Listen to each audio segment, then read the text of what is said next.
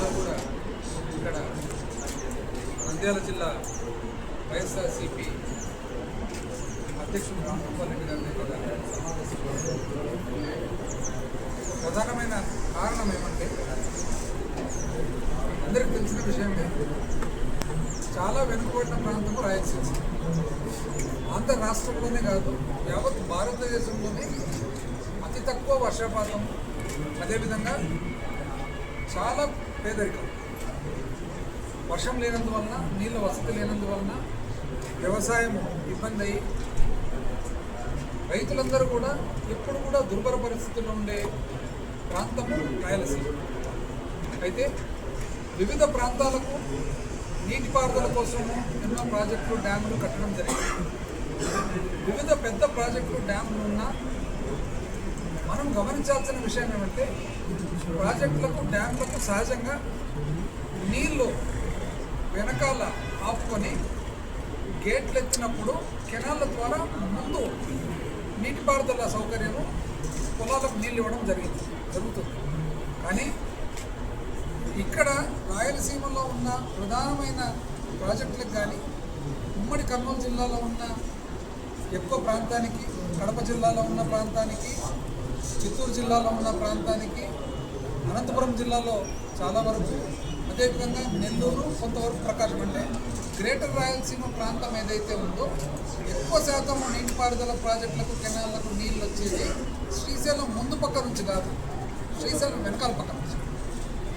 అంటే డ్యామ్ ముందు పక్క నుంచి కాదు, డ్యామ్ వెనకాల పక్క నుంచి. వెనకాల పక్క నుంచి నీళ్లు తీసుకునేటప్పుడు నీటిని ఈ వివిధ ప్రాజెక్టులకు ఇచ్చే మార్గం వచ్చేసి పోతిరెడ్డిపాడు హెడ్ రెగ్యులేటర్.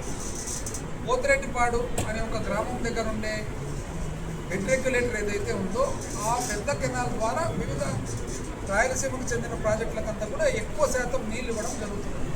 అయితే రాష్ట్ర పునర్వ్యవస్థీకరణ జరిగిన తర్వాత వివిధ రాష్ట్రాలు కృష్ణానది జలాలు వాడుకుంటుంటే అందులో భాగంగా పక్క రాష్ట్రమైన తెలంగాణ వాళ్ళు కూడా వాళ్ళ ప్రయోజనాల కోసము వాళ్ళ ప్రాజెక్టులు వాళ్ళు నిర్మించుకుంటూ ఉన్నారన్నమాట.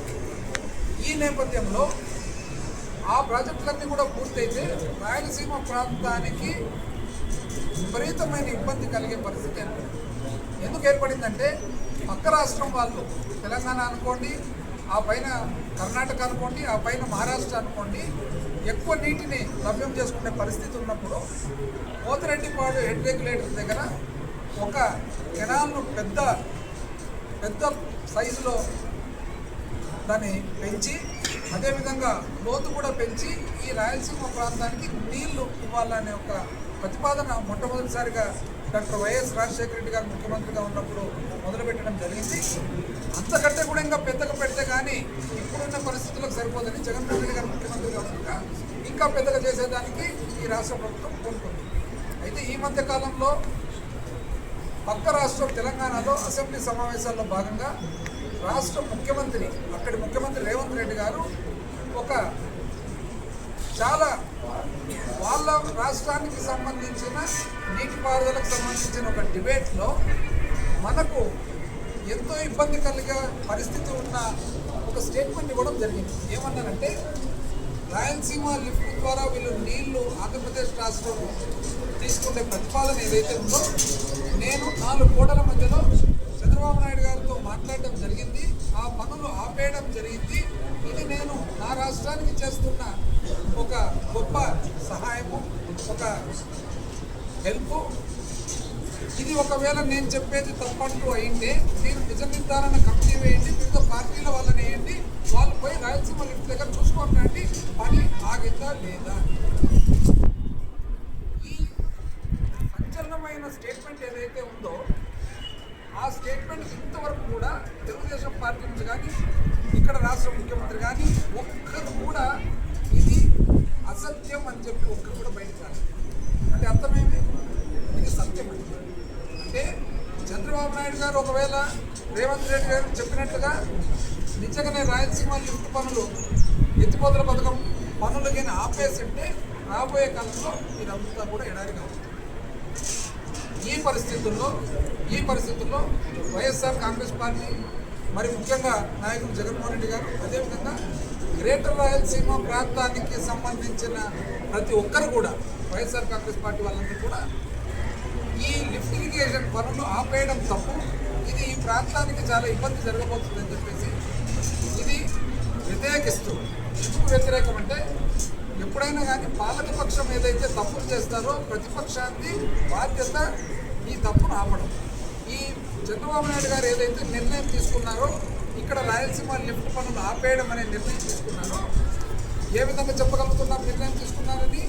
ఒక బాధ్యత గల వ్యక్తి పక్క రాష్ట్ర ముఖ్యమంత్రి అసెంబ్లీ సాక్షిగా చెప్పిన స్టేట్మెంట్ ప్రకారంగా చంద్రబాబు నాయుడు గారు ఈ పనిని ఆపేస్తారు అని చెప్పి నిర్ధారణ అయింది. కాబట్టి ప్రతిపక్షంగా అన్ని పార్టీలు, లైక్ మైండెడ్ పీపుల్, రాయలసీమకు సంబంధించి మంచి కోరే వాళ్ళందరినీ కూడా కలుపుకొని వాళ్ళందరినీ కూడా ఒక ఉద్యమం ద్వారా, ఫస్ట్ నెగోషియేషన్ ద్వారా, ఫస్ట్ రాష్ట్ర ప్రభుత్వానికి అయ్యా మీరు చేసే తప్పు, చాలా పెద్ద తప్పు, చరిత్ర క్షమించడానికి తప్పు అని చెబుతూ ఆ తర్వాత అవసరమైతే ఉద్యమం ద్వారా గ్రేటర్ రాయలసీమ ప్రాంతం అంతా కూడా మరొకసారి గవర్నమెంట్ను ఖచ్చితంగా ఈ స్కీము కంటిన్యూ అయ్యేదానికి, కొనసాగేదానికి మన ప్రయత్నం చేస్తూ మొట్టమొదటిగా 5వ తారీఖు పోతిరెడ్డిపాడు గ్రామం దగ్గర, హెడ్రేక్ దగ్గర వివిధ నియోజకవర్గాలకు సంబంధించిన